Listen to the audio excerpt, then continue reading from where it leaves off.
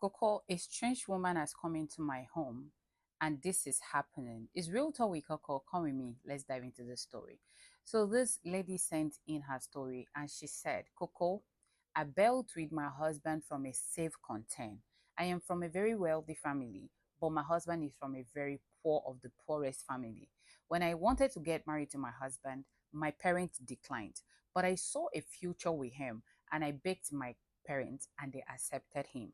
We got married, and my dad gave me 10 million naira as at 12 years ago for us to establish ourselves, added a brand new car for me, and rented two-bedroom flat for 6 years for us. Coco, I've been staying in this house with this man. We planned everything. We started business. I'm not going to lie, my husband is also good in business. So we start a business together.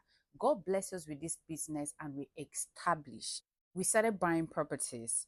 We have a joint account that have two signatories. That is me and my husband. Now, fast forward to now, my husband has started cheating because the money is long. This man started cheating with this particular girl that calls my husband very disrespectfully. When my husband came back late at night, this girl kept calling, and my husband was fast asleep.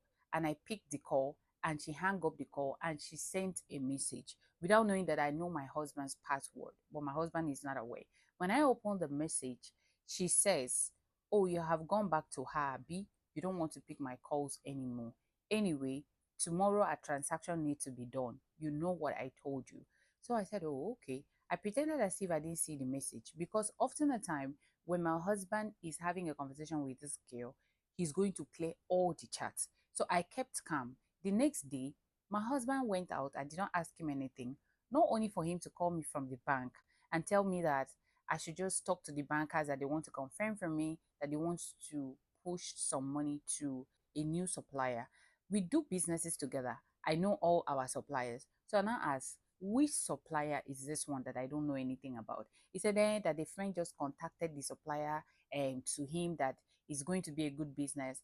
And she said, I'm not going to tell the bank to release the money and I am not signing.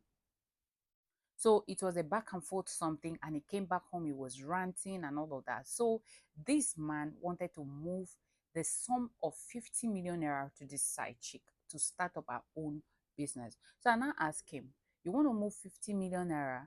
You have never moved even 1 million in that account without letting me know on time. So this time around, you just go to the bank and you feel as you stupidly give the bank consent or come and sign for you to push such money to whoever you want to push it to. So it was a problem. And I now realize that, oh, I am not together in this marriage with this man again. I am alone. So, Coco, what I did is I told this man, you know what? I don't need a joint account again. We are going to go split the money into two and put in our personal account. And my husband was like, no, that he's not going to agree. That's a in fact that I should forget about the deal, that he will have a way to go about it. I said, no, I don't want a joint account again. Now, why my husband was scared is because I make more money in the business. I have more contact, more connection in the business based on my family background. I stood my ground and I said, we have to split the money. And we finally split the money. I did not still tell him that I know about his side chick. I kept it calm.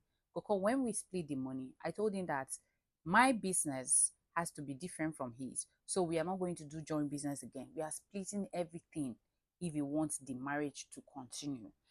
And my husband is, of course, very afraid to lose everything. So it was a back and forth thing. Family came in, and my parents said, fine, if she wants to start doing her business separately, allow her to do it. You guys are still married together, so it's not a problem. So, Coco, we finally agreed. We shared all our property together. Coco, it's been 1 year now, and I find out that I was the one who pushes businesses. This man will use my money to be given to side chick. We'll be removing money from business to be doing things for other women outside.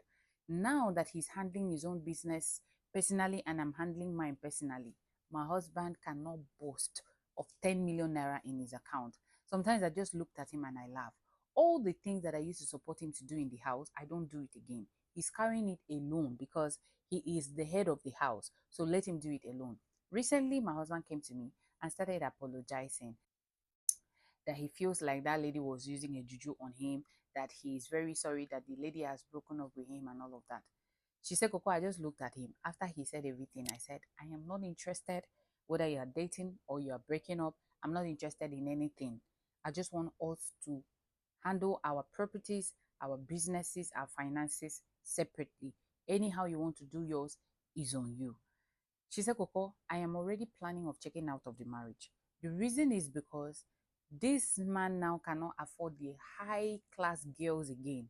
He's now going to the low class girls, sleeping with different women, and he's not the kind of man that uses condom. So I don't want to die with STD.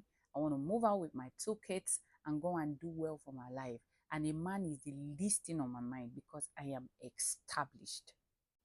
Coco, please, I need an advice. Should I still stay with this man since it's a peaceful marriage, but cheating is a problem?